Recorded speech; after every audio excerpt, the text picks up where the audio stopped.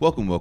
I would like to welcome you to episode 312 of the Unpopular Podcast. This is the man, the myth, the legend, Jalen Hunter. And here at the Unpopular Podcast, I'm not really asking you to agree with me. I'm asking you to hear me out. So reports are coming out that's saying, Eric Bieniemy is more than likely going to be Washington's next offensive coordinator. And while, yes, for people that know me, I am a Washington fan, and yes, I'm happy to get Eric Bieniemy, who was a two-time Super Bowl champion, as a offensive coordinator. I am happy to have a two-time Super Bowl champion calling plays. But I get no sense of joy hearing that Eric Bieniemy is now, it's not finalized, but it's looking like he's going to be the newest offensive coordinator for the Washington football team. Washington Commanders. It doesn't bring me joy because I understand when I see wrong. You know when you see something's not right. You know it. And it's not a good feeling. It doesn't feel good when you see a disservice. It doesn't feel good when you see something happening that isn't right. You may understand why it's happening, but it's not right. You see, it looks like, from what's probably been reported, that Eric Bieniemy has been on about 12 to 15 interviews to be a head coach. Eric Bieniemy, by the way, who a lot of people feel should be a head coach in the NFL. And I am one of those people. So you've been on 12 to 15 head coaching interviews, and you have not gotten one of them. Now, at first, I was thinking to myself, Eric Bieniemy has to be a terrible interviewer. There's no way you can go to 15 interviews and not get one. There has to be something wrong with you. Because there's no way, bro. But then you hear stories of where the hiccup is in a lot of these interviews, and where the hiccup is when it comes to hiring Eric Bieniemy as a head coach. And the hiccup that you usually hear is, well, you look at the Chiefs, the success that the Chiefs have had with Andy Reid, with Patrick Mahomes, and with Eric Bieniemy, and what you're hearing is Eric Bieniemy does not call a lot of the plays. He doesn't call a lot of the plays. A lot of the plays are being called by Andy Reid, and people are questioning the legitimacy of how good Eric Bieniemy is as an offensive coordinator, which in turn then questions how good he can be as a head coach.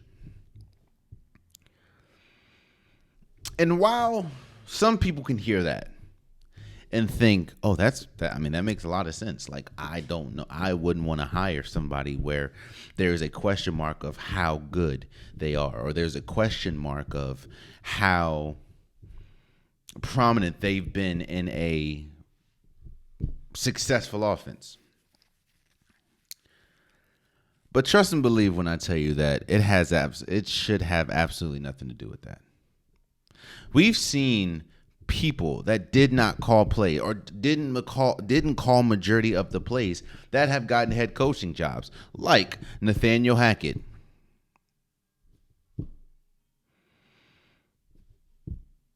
like Matt LaFleur, like Kevin O'Connell, like majority of the people that come from the Bill Belichick tree.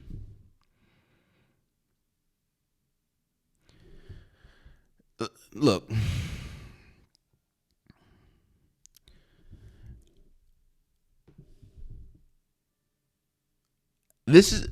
I heard Stephen A. Smith. Stephen A. Smith pretty much went at the fact, or highlighted the fact of a lot of the reason why, or the biggest reason why Eric Bieniemy does not have a job is because of Andy Reid. And not in a malice way. It's because Andy Reid has not or he's very reluctant to relinquish the play calling to somebody else. And in defense to Andy Reid, why would I do that if me calling plays has been successful for me? I mean, again, I talked about it last episode when we talked about the Super Bowl. There's a strong argument that Andy Reid could possibly be the second or even greatest head coach we've ever seen. And again, I always talk about if Bill Belichick had the circumstances that Andy Reid had and vice versa, we may see things might be a little different. But where I will push back on Stephen A. Smith, and it's not just Stephen A. Smith, it's anybody, because I know Stephen A. Smith is not the only person that thinks this.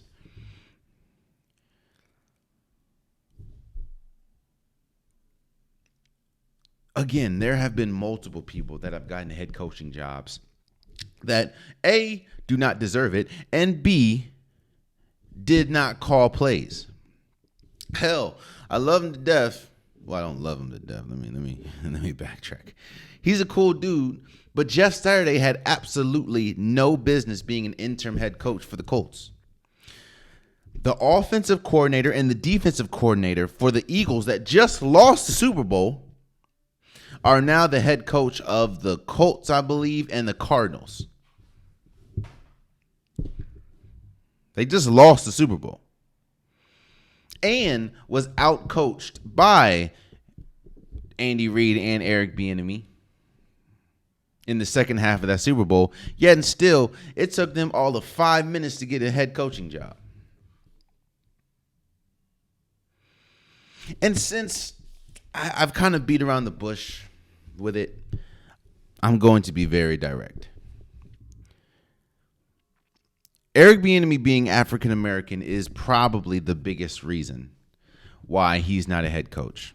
Now, no, I'm not saying that I know about Mike Tomlin. I know about DeMeco Ryan. I know about Ron Rivera, if you want to talk about people of color.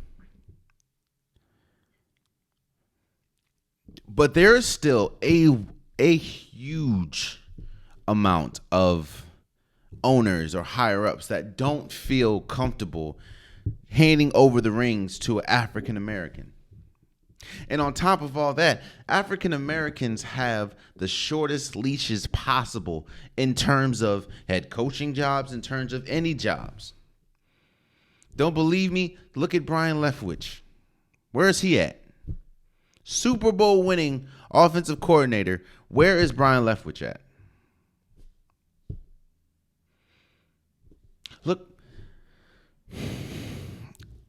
Look how long it took Leslie Frazier to get something. What I'm saying is, it's unfair. Because it feels like we're supposed to be happy that Eric Bieniemy looks like is going to be the offensive coordinator for the Washington Commanders. And it's like a level that is a lateral move if I've ever seen one. That's lateral, right? Or I know a horizontal move when I see one. When he should be moving up. And honestly, I don't even know if that's a horizontal move. That might be a downslope because you're going from Super Bowl winning Kansas City Chiefs, Andy Reid, Patrick Mahomes, Travis Kelce. You're going from that to an organization that has been dysfunctional for a while. It looks like we're about to have a new owner. They don't even know who their quarterback's going to be. Is it going to be Sam Howell? Is it going to be Taylor Heineke? Are they going to? Reports are saying they're going to probably cut Carson Wentz, but are they going to get someone like a Derek Carr? We don't know. There's a lot of question marks for with the Washington Commanders. There's not too many question marks for the Kansas City Chiefs. Not to mention the fact of if you want the best chance of winning, of course, you go to Kansas City or you stay with the Kansas City Chiefs. But I also understand why you would go to the Washington Commanders, because while the Kansas City Chiefs probably give you the best opportunity to win, Washington gives you the best opportunity to display that, hey, while yes, Andy Reid did call out these plays, I am a very good offensive coordinator and deserve to be a head coach. Which is trash that has to happen. That is unfortunate as hell that has to happen. Because it's like, what else do you have to do? There have been people, again, that have gotten head coaching positions that don't deserve to be a coordinator, and have found themselves in the same predicament that Eric Bieniemy's been in. Actually, I'm sorry, has not done the same amount that Eric Bieniemy has done and still gotten head coaching jobs. And on top of all that, have gotten head coaching jobs and got fired from those head coaching jobs and went right back and got a coordinating job. Think about this, and I'm not trying to throw anybody under the rug or anything. But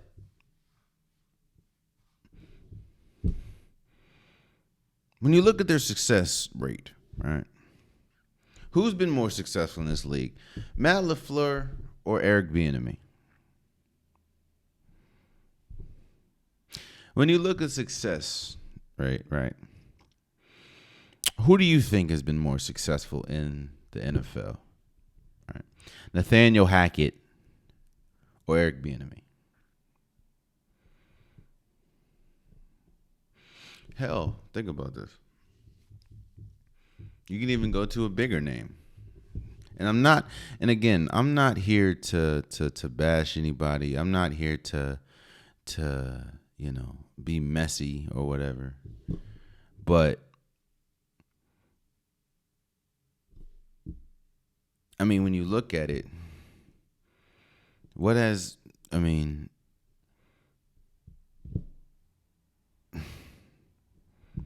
Sean McDermott or be it Eric Bieniemy. And I like Sean McDermott, but where has the success lied? Because, you can say, well, you see the elevation of Josh Allen. However, I can also combat, well, you didn't see the elevation of Josh Allen until he got Stephon Diggs and until he was paired with Brian Daboll, which, by the way, this year when Brian Daboll left to go to the Giants as a head coach, Josh Allen then was second in the league in interceptions. What I'm saying is this, man. Congratulations to Eric Bieniemy if the deal does go through and he does end up being the Washington Commanders' new offensive coordinator. But on the flip side, that shouldn't have to be the case, because he's done more than enough and he has earned his. I understand, you just don't want to give somebody something. I get that. If they don't earn it, don't give it to them. But Eric Bieniemy has earned an offensive a head coaching position. And the fact that he has to keep going through these hurdles and passing. The question was, is he able? Because remember, Eric Bieniemy was there for, I think, before Patrick Mahomes. And he had Alex Smith. They were like, what? They were damn near undefeated at home with Alex Smith. And I know Alex Smith before the injury and everything, but I just feel, it's just unfortunate, man. Eric Bieniemy deserves to be a head coach. Plain and simple. And I get why he would go to a lesser team, that is the Washington Commanders, out, when compared to the Kansas City Chiefs. So I understand why they do that, but I also understand. I also feel it's not right that he should have to do that. There's that, man. So when we look at the NBA, we're in the All-Star break. All-Star break pretty much is the halfway point of the season. And of course, we know the festivities, and we know All-Star Weekend. We know the celebrity game, the skills day, which is Saturday, and of course the game, which is Sunday. And how I think the NBA does the best when it comes to their All-Star festivities, and in the way that they're able to highlight their players and highlight just the NBA in general. So with this being All-Star Weekend, we just had a whole half of the season, So what I wanted to do is I wanted to give you my top 5 teams in the NBA, right now as we get to All-Star Weekend, or as we are in All-Star Weekend. And I'll start from 5 to 1. I'll start with number 5. And number 5 is Philly. I don't know. I think the biggest question marks about Philly is, are they going to be able to find success in the playoffs? Of course, we know what happened last year, and we know what's happened majority of the time when they get to the playoffs, with Joel Embiid and now with James Harden. They also had Ben Simmons, But Philly, James Harden has played really well, and James Harden, to me, has played well enough to be an all-star. Now, of course, he's not an all-star this year, but that might change. I don't know if Giannis is, Giannis's thumb. I don't know if he'll play, but I don't know.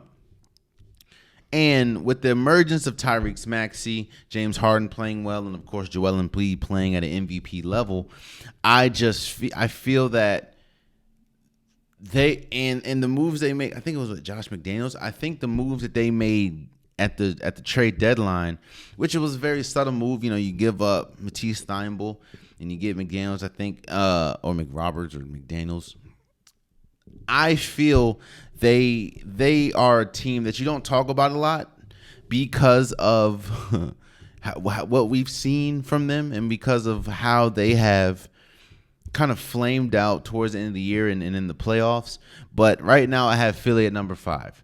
The combination of James Harden and Joel Embiid have been they've been great. They've been great. Number 4, I have Denver. Now, the reason why I have Denver at number 4 and maybe not a little higher is because we know how good Nikola Jokic is. We know how good Nikola Jokic is. We know that he is, at least right now, in a lot of people's eyes, MVP candidate. It's just everyone else. Now, Denver does have the best team, at least right now, in the West. Jamal Murray is shaping into form. Eric Gordon, I think, was playing good, or is playing good enough to be an all-star, even though he's not an all-star. It's just, as we've seen with Denver Nuggets, what do they look like in the playoffs? And I don't think they play good enough defense to really carry themselves deep in the playoffs. Now, offensively, they could, if they could possibly turn on. I mean, Morris has been good, but I just need to see more, and I need to see defensively, because offensively they can score with the best of them. Again, Jamal Murray, Nikola Jokic, which, by the way, Nikola Jokic has only scored under 50. Well, no, Nikola Jokic has shot under 50% once in the playoff. Once this entire season. That's crazy. But it's just defensively. They're in a lot of shootouts because of their defense. But of course you have Nikola Jokic, so. But I have Denver at number 4. Now, number 3, I have the Suns because of the newly formed team. Now, yes, I have to see what they look like on the court, but it kind of reminds me, to a very lesser extent, don't get me wrong, to a very lesser extent of when KD went to Golden State. Now, no, the Suns, this KD Suns is not KD Warriors, but I say that in the sense of, you can put KD anywhere. You can drop KD on any team and he's going to flourish and he's going to bode well. That's just how good of a player he is, and that's just how well his game travels. He is a scoring savant. He's one of the greatest scorers in NBA history, and you drop him on any team, there's going to be successful. I'm not saying that they're going to be championship-lated, but they're going to be successful. And why? In another comparison that I have, or another I guess, comparison I'll have from this Suns team to the Golden State Warriors team is, you're going to a Suns team that already has established stars. Golden State had Curry, Klay Thompson, Draymond Green, Andre Iguodala at the time. The Suns team, they have Chris Paul, they have Devin Booker, they have DeAndre Ayton. That is a nucleus that could win. Now, the only question that I have about the Suns is defensively. I'm going to spoil it. One of the biggest reasons why I don't have Dallas as a top 5 team, even though they have Luka, they have Kyrie Irving, is because defensively that is a horrible defensive team. I know they're still getting used to playing with each other, but that is a horrible defensive team. Now, I don't think that the Suns will be a horrible defensive team because of Aiden, because of KD. Chris Paul plays defense from time to time, even though he is getting older.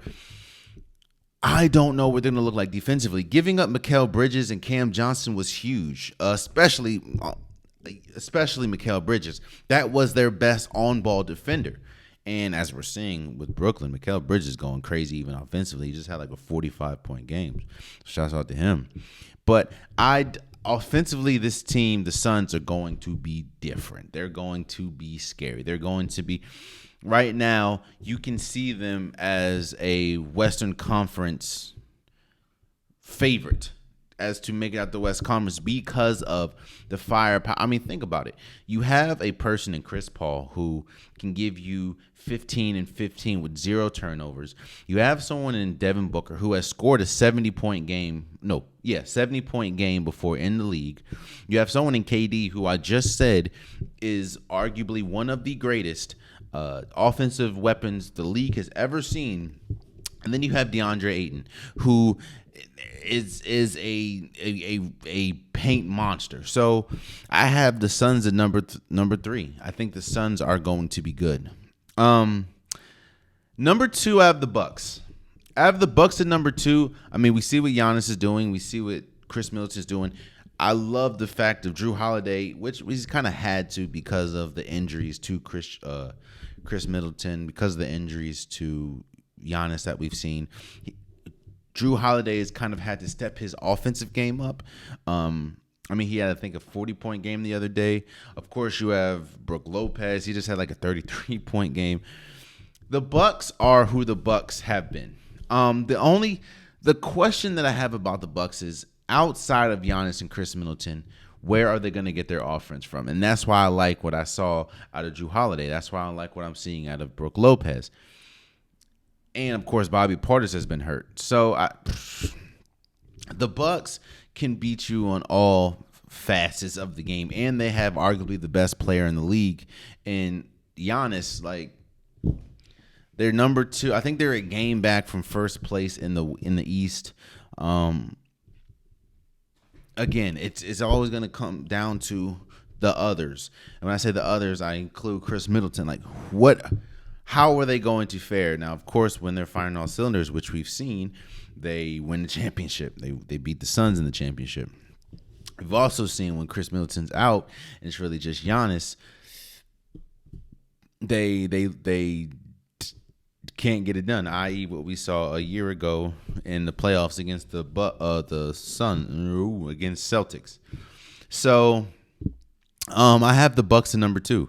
I think the Bucks are an incredible team, and with Giannis, with Chris Middleton, they're tough. And number 1, I think it's kind of simple, kind of obvious. It's the Boston Celtics. Now, I do, of course, injuries play a part in every sport. Injuries play a part on every team. And I am waiting to see, when Jaylen Brown gets back. He has the face fracture. But the Boston, and, when Marcus Smart gets back. but the Boston Celtics have been playing like the best team. They're playing like the team that lost the NBA Finals. Now, one thing that you see in the NFL is different in a lot of ways, of course, in the NBA. But one way, especially when we talk about, Super Bowl and NBA Finals, is usually there is a drop off between the person the team that loses the finals and then the very next year. Usually they're not that good. I know the Bengals, that's an exception, but usually the team that loses the NFL or the Super Bowl usually is not. It's hard to duplicate how good they were the next season. Now, of course, we'll have to see what the Eagles look like, but it's just not the same. It's just not the same. But the Boston Celtics are playing like not only they lost the finals, but they have something to prove. They're playing, Jason Tatum is in the MVP conversation, in my opinion. Jaylen Brown and Jason Tatum go back and forth, especially with the scoring. And that is the biggest problem, or not problem, the question mark that I have. And we saw that last year, and we're kind of starting to see it this year. Jaylen Brown and Jason Tatum are superior scorers. They can score with the best of them. I mean, Jason Tatum, damn near averaging 30. He's had multiple 50-point games. He has 60-point games. Jaylen Brown is damn near eye to eye with Jason Tatum as far as scoring. The problem is what happens outside of them, especially scoring. Like, yeah, we've seen a couple games where Grant Williams has played all right. We've seen a couple games where Al Horford has played all right. We've seen a couple games where, Malcolm Brogdon has been great for the team all around. But scoring-wise, we've seen a couple games where Malcolm Brogdon has been good. The question is, like, outside of Jason Tatum and Jaylen Brown, can they get a consistent third scorer? And we haven't seen that yet. I mean, what's his name? I think the trade for Mike Muscala was big. I really do. And Derek White has been shooting the lights out the last few days. But outside of Jason Tatum and Jaylen Brown, especially when you get to the playoffs, if you shut one of them down if you shut one of them down, which we saw the Golden State Warriors do, what happens, But at least this year, they've been playing incredible. So my top 5 teams, as we've reached the All-Star break, is Philly at 5, Denver at 4, the Suns at 3, the Bucks at 2, and Boston at 1. There has been some really good teams. The Cleveland Cavaliers have been really good. Of course, the West is still a gauntlet. I mean, you still have the Memphis Grizzlies. The reason why I don't have Memphis Grizzlies up there in the top 5 is because they did go on a mean losing streak. I know, they lost like 10 out of the last 11 or something like that before winning that game. So I think the surprise team of the league right now has been the Sacramento Kings and how good they are. Dallas Clippers. So that's my top 5 teams going as we are in All-Star Weekend right now. And with that, since we're going to stick with the lists, I'm going to give my top 5 MVPs. There have been some incredible numbers and scoring outputs and just all around incredible play from some great players. And think about this. John Morant's not in my top 5 and how great he's been playing. Steph Curry, if it wasn't for injuries, of course, as well as Kevin Durant, they would be in my top 5. Shai Gilgeous-Alexander is not in my top 5, probably because, the Oklahoma City Thunder is 10th. But Shai Gilgeous-Alexander has arguably been one of the best players in the league. We're going to talk about Damian Lillard in a second. Of course, Lauri Markkanen. I mean, there have been some incredible incredible performances by stars and by players, and that just shows you the talent level that the league is in right now. But these are my top 5 MVPs. Number 5, I have Luka Doncic. Okay, so one thing that the Dallas Mavericks is showing you, and one thing that we're seeing out of Luka Doncic and the Dallas Mavericks is you can have one person that is an incredible, efficient scorer, but that doesn't ultimately produce success. Now, with them having Kyrie Irving now, that we might see a little bit of change, and we might see them raising the standings. I mean, right now they're 31-29. And of course, we know how good Kyrie Irving is offensively. But Luka Doncic is putting up historic numbers. But that's also coming off the backs of he has pretty much been the only scorer on that team. The consistent scorer on that team. So, of course, he's going to put up that much. And I'm not going to say, of course, he's going to, because some people can't. But Luka Doncic is a superior scorer. It's not really equating to much wins because of, one, he don't play defense, and just the team around him. So I have to put Luka at number 5 because, the Dallas Mavericks are 6th in the West. And don't get me wrong, the West is incredibly tough. But, a lot of his scoring outputs hasn't really led to winning that much, if that makes sense. Number 4, I have Joel Embiid. I think Joel Embiid, year after year after year, continues to find himself in the MVP discussion. And that's just how good of a player he is.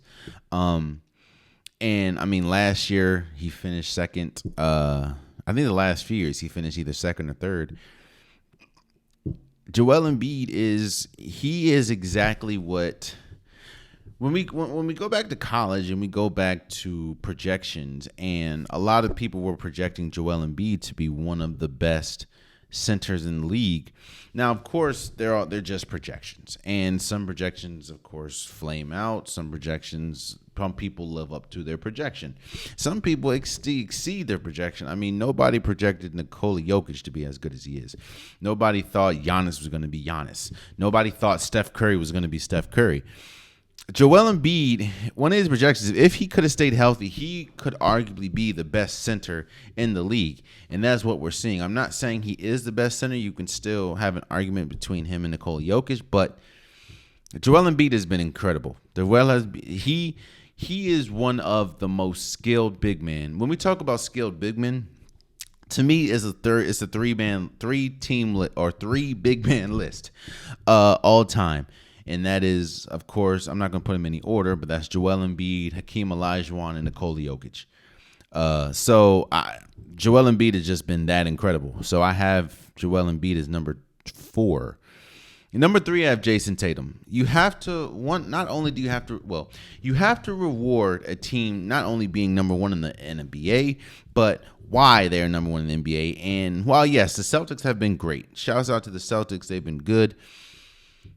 They would not be as good as they are if it wasn't for Jason Tatum. Jason Tatum's scoring and it's not really just his scoring. So let me not even just highlight that first. One question that I had about Jason Tatum, especially as with his rise, is how is he going to fare on the defensive side? I don't know if you guys remember this or not, but Jason Tatum did not play defense a good amount of time he was in the league, or like his early years. Like he did not care about defense. And I was like, while yes, that's good, I think that is going to hold not only him back, but the Boston Celtics back. Well, needless to say, he and Jaylen Brown have taken the defense. I think that's probably Ime Udoka's formula, taken an exception and really focused on the defensive side of the ball, and now he's one of the best on-ball defenders in the league, especially with the traits that he has, how tall he is, his wingspan. And on top of that, he is one of the best scorers in the league. He's one of the best shooters, one of the best at getting to the rim. Jason Tatum has been incredible. And I have Jason Tatum at number 3. I think that at least this is the halfway point of the season. And with this being the halfway point of the season, you can get, a lot of things can change. I mean, again, injuries affect a lot of things. Team success and the ebbs and flows of a team. But what it's starting to look like is we will be getting a three-time MVP winner. And that's either between Giannis or Nikola Jokic. Right now at number 2, I have Giannis. I have Giannis at number 2, and it's kind of, I have Giannis at number 2 because, of course, everything that it's unfair, but it's true. I feel that Giannis has a better team around him than someone like a Nikola Jokic. While yes, I like Jamal Murray, I like Michael Porter Jr., I like Aaron Gordon. I just like the pieces that the Bucks have more than the Nuggets. Like, I like Chris Middleton. I like Drew Holiday. I like what's his name? Brook Lopez. And don't get me wrong, man. Giannis is still Giannis. In fact, currently, Giannis is averaging, give me a second. Giannis is averaging 33 points, 6 assists, and 12 rebounds. Yeah. I mean, that's Giannis, bro. But Giannis also has an all-star partner in Drew Holiday, who's averaging 20 points, 7 rebounds, and 5 assists. 7 assists, and 5 rebounds. I just think, which is unfortunate, but that's how it is. I think the team around Giannis is better than the team around number 1, who I have, Nikola Jokic. Again,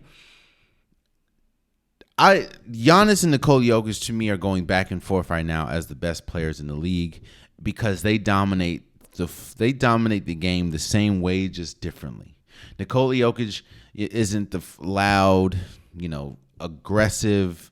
When I say loud, I mean like your game is loud. Like Giannis, you see 45 points. Like damn, like that's Giannis. Nikola Jokic is a big man, a center, 7-footer, averaging a triple double. He averages 20, 25, 10, and 12. Nikola Jokic, in my opinion, is the most skilled big man the league has ever seen.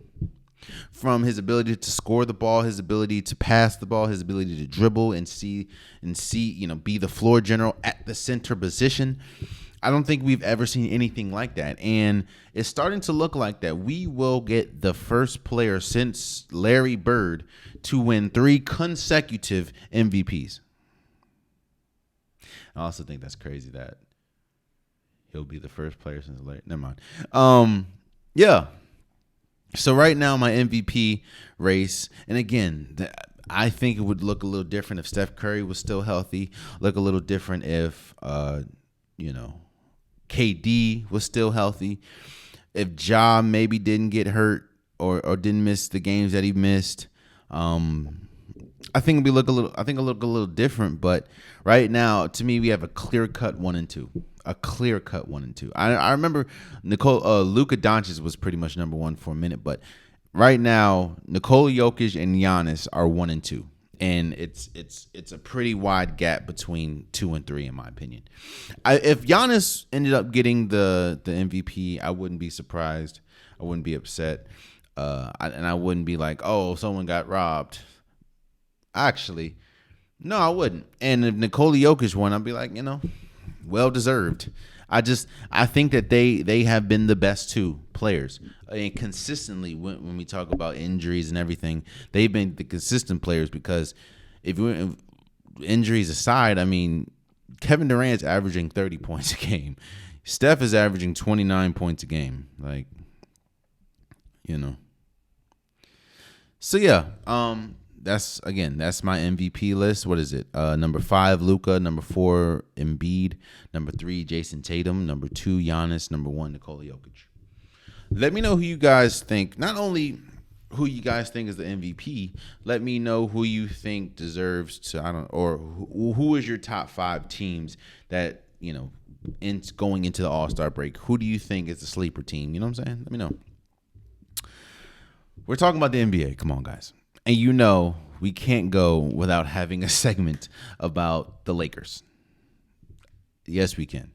Let me not do that. I am not a national media pundit. If the Lakers suck, we don't need to talk about them. I'll just be real with you. But the Lakers look drastically different than they did the start of the season. And I think there are 4 teams that I really want to look at that I think can and probably will make a run after the All-Star break. And one of them, of course, is the Lakers. Now, when I say make a run, I'm not saying that they're going to be, championship caliber team. I don't think, even with the moves that they made, I don't think that they're championship caliber team because of, we don't know the health of LeBron James, Anthony Davis. He's been kind of inconsistent with his play.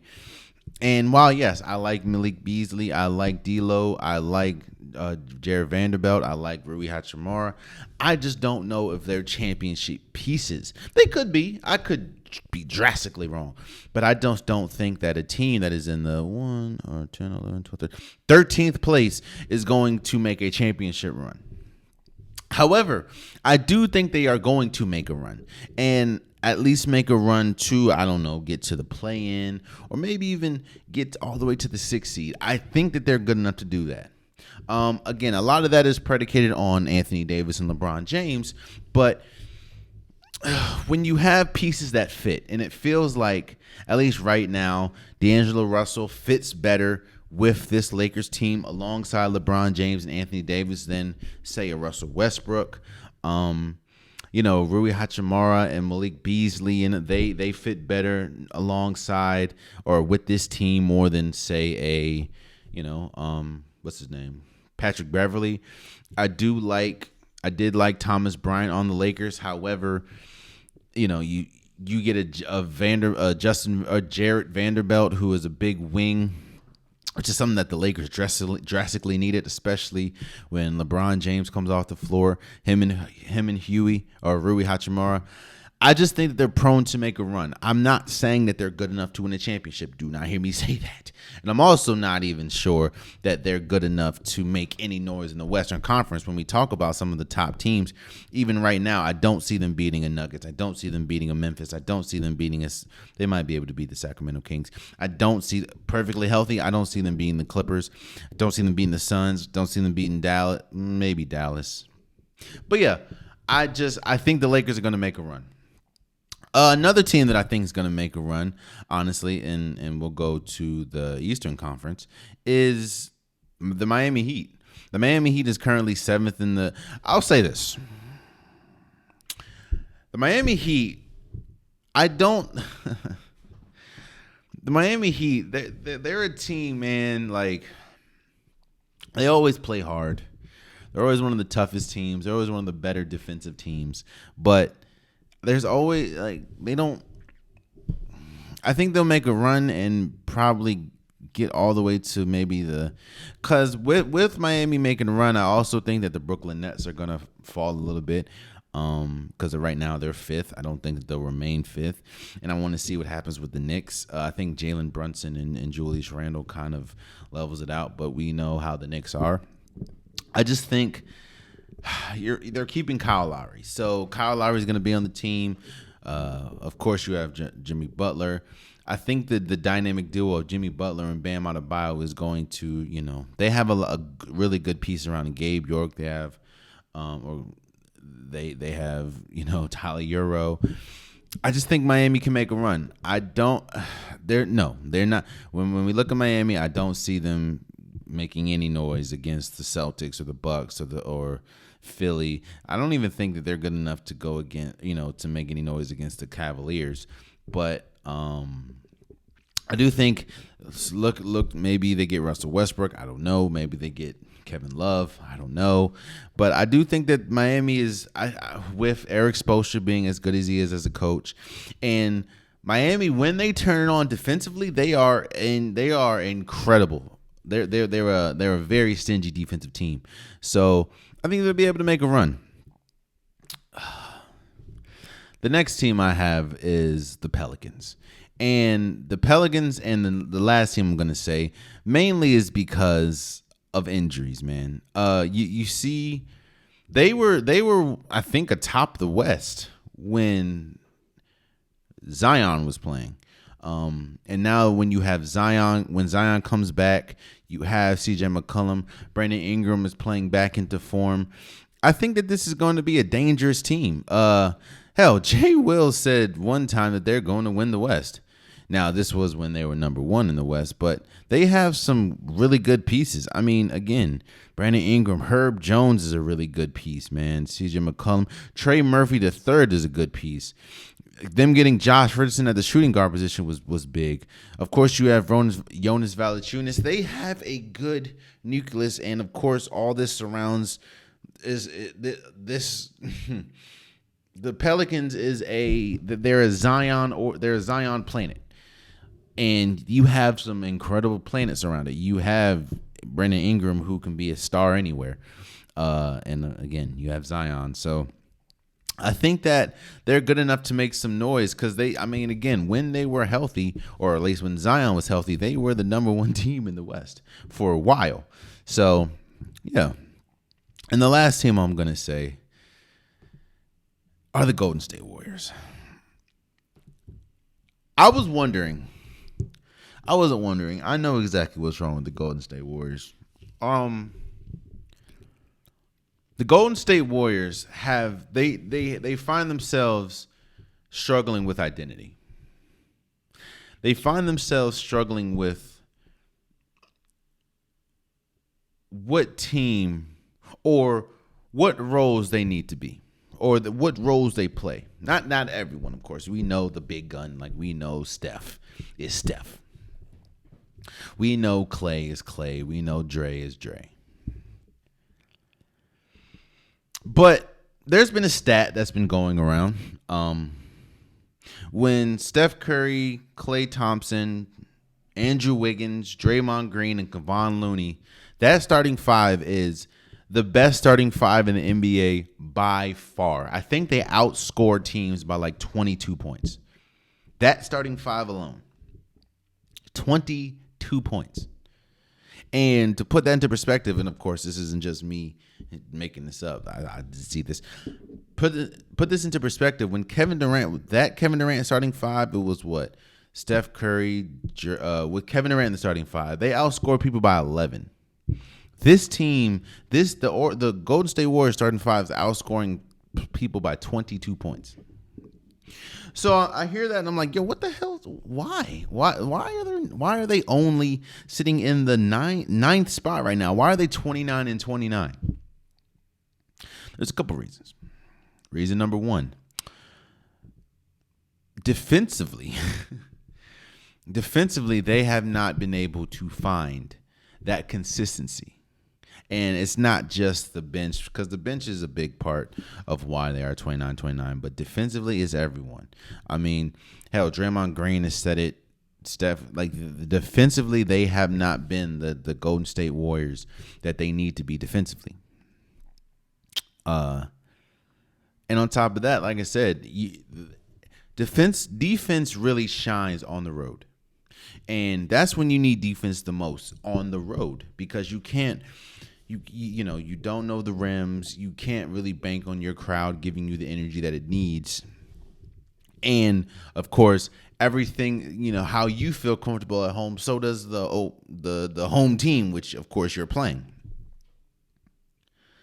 Which is why you see such a huge discrepancy Golden State is 22-7 at home. They are 7-22 on the road.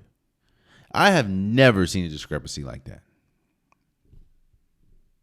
And on top of that, a lot of pieces that they thought was going to matriculate, and they thought that, they needed someone like a James Wiseman, someone like a Moses or Moody to be a Gary Payton III, or to be an Otto Porter Jr., or to be a Bielitsa. Now, I'm not saying that, of course, they would be. What I mean is, you get James Wiseman, the second overall pick. Now, of course, due to injuries and stuff, it was very slow development, but you needed him to be a number 2 overall pick. You needed Moses Moody to be a knockdown shooter, which he was in college. And, of course, a good defender with his size, his length. They just have not been that. They have not matriculated into that. And that's why you trade away James Wiseman to get Gary Payton III back. And I think that Golden State is going to make a run because you see the pieces that they have. And I thought before Steph Curry got hurt with this knee/leg injury, I thought that they were trending in the right direction. You were seeing Klay Thompson play at a pace that we haven't seen him play. In fact, he was playing at a pace better, at least offensively, than he's ever played. Now, defensively, of course, he doesn't have the same speed that he did before the leg injuries, but Klay Thompson was playing well. Jordan Poole was coming into form, as they were tweaking the lineups and having Jordan Poole come play as a starter, which, as we've seen, if you look at the plus minuses between compare when Jordan Poole is a starter compared to when he's coming off the bench, it is a huge discrepancy. Dante DiVincenzo has been really good, especially knocking down the three and playing defense. And now that you get Gary Payton back, he was especially at there's a lot of guards, yes, but especially at that guard position defensively, he's huge. I just think that this is still a deep team. And when you look at that offense, when you look at that stat, what I just said about the starting five outscoring people by like 22 points, that is tremendous. And I just think it could be the whole flip the switch thing. I'm just saying that you need to do it now, because if not, you do not want to go. First of all, you don't want to go into the playoffs at the 9th seed, having to play in the play-in, because I don't think there's no. Look at the teams in the play-in right now in the East is the Heat, the Hawks, the Wizards, and the Raptors. I don't think any of them have a shot of making or winning the championship. In the West, the Pelicans, the Timberwolves, Golden State, and the Thunder. I don't think any of them have a shot outside of Golden State if they're able to get up out the play-in. If they can get to like that 4 or 5 seed, oh yeah. But then they're gonna need to turn on now, and I think they can. So, of course, we'll have to see what happens, and we'll see where it goes from there. And bada bing, bada boom. So,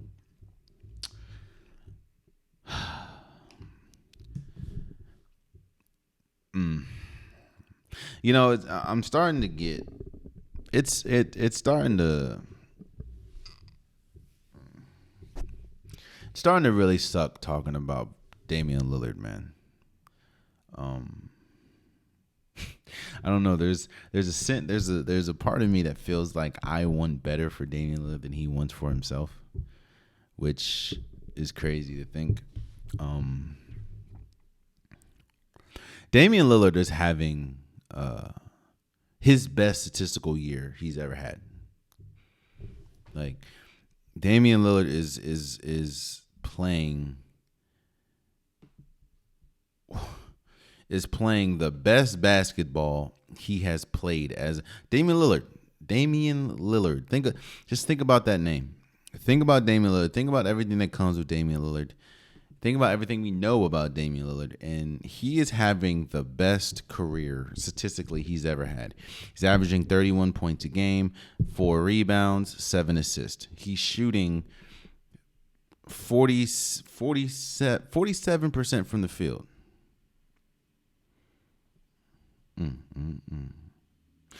47% from the field, and right now 37% from three, which is great. And with all that information, the the Portland Trail Blazers sit at 12th in the West and 2 games below 500.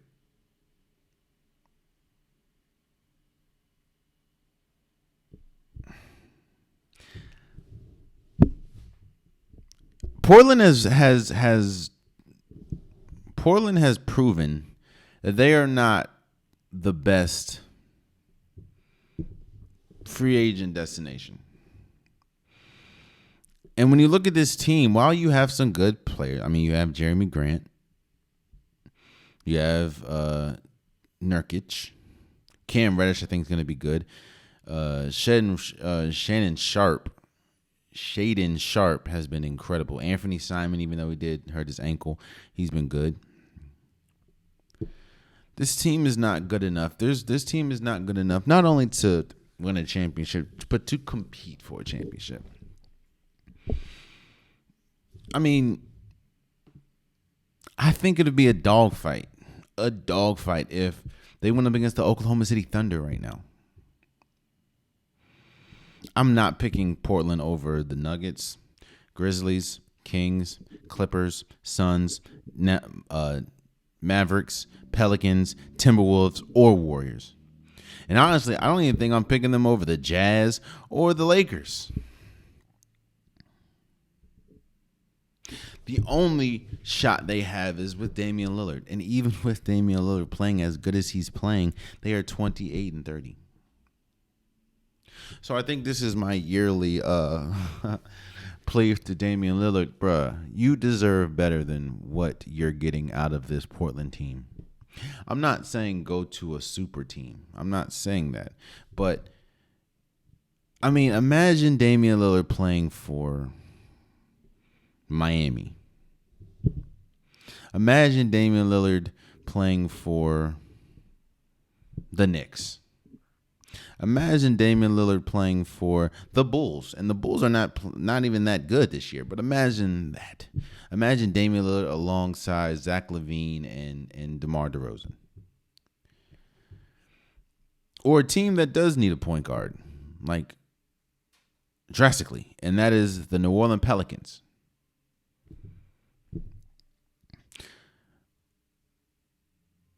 Or a team that might need a better point guard in the Minnesota Timberwolves. What I'm saying is this, man. Damian Lillard is too good. Damian Lillard is one of the greatest point guards we've ever seen. One of them. When we talk about top 10, top 15 point guards, you'd be hard-pressed not to say Damian Lillard's name. That's how good Damian Lillard has been. Especially this year. I mean, hold on. Damian Lillard, he's a 7-time All-Star, 6-time All-NBA, and a Rookie of the Year. That's it. Mind you, let me look at another player that you can argue isn't as a player that we can argue about. And a player that I think is in the discussion to be, like when we say who's better between Damian Lillard and Kyrie Irving. 8-time All-Star, 3-time All-NBA, All-Star MVP. He's also a NBA champion.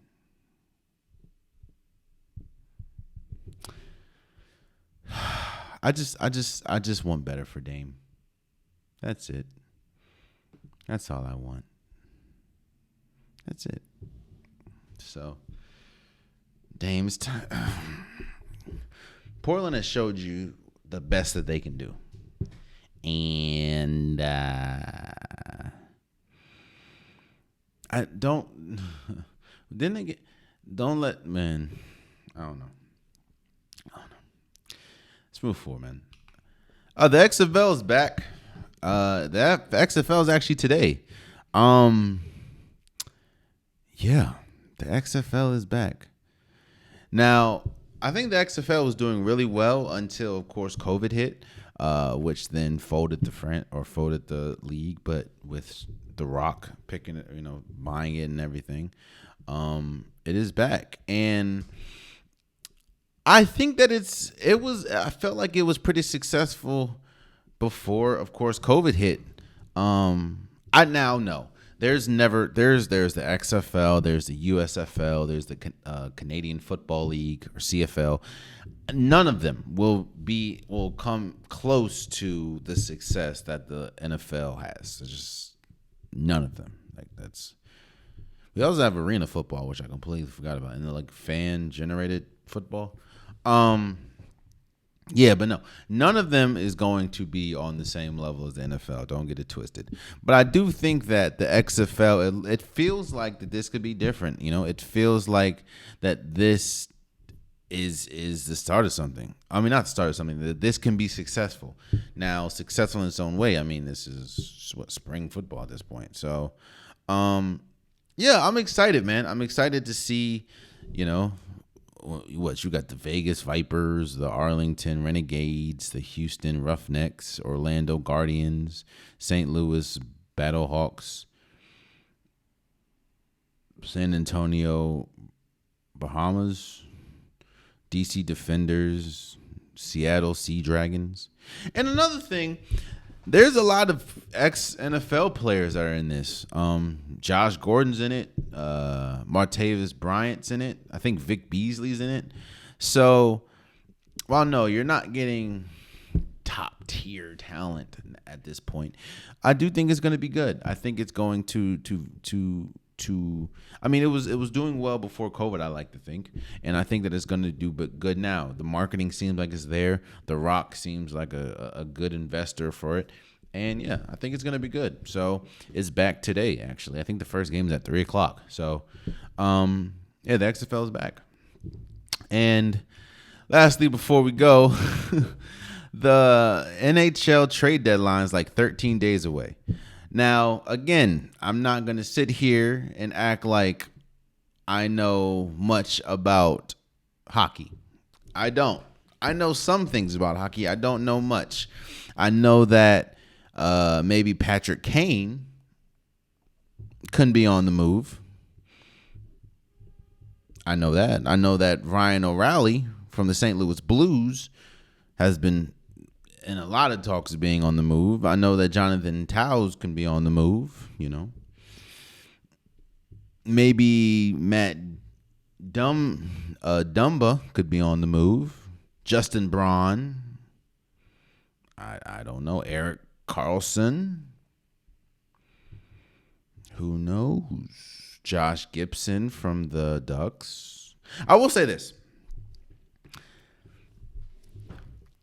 And this is like every league, every sport. There are teams that have to ask themselves a question. How close are you to winning a championship or winning a Stanley Cup? And how close are you to, are you a piece away? And I think that's what we're going to see a lot in this trade deadline. Are you a piece away?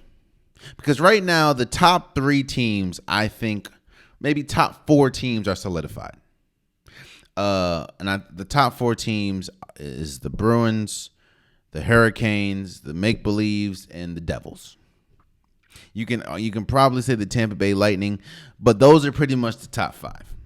Those are the 5 that I feel have the best shot of winning the Stanley Cup. And if any of those 5 win, it wouldn't be a shock. Right now, I think that the Bruins have scored the most points. I think they're 87 right now. The Hurricanes just destroyed a team the other day. The Make-Believes, they have Austin. But the history of the Make-Believes and how they always get to them. Or they haven't really been that successful in the playoffs for a minute. And the New Jersey Devils they're the hot young team. I think they have 2 13-game win streaks or something like that.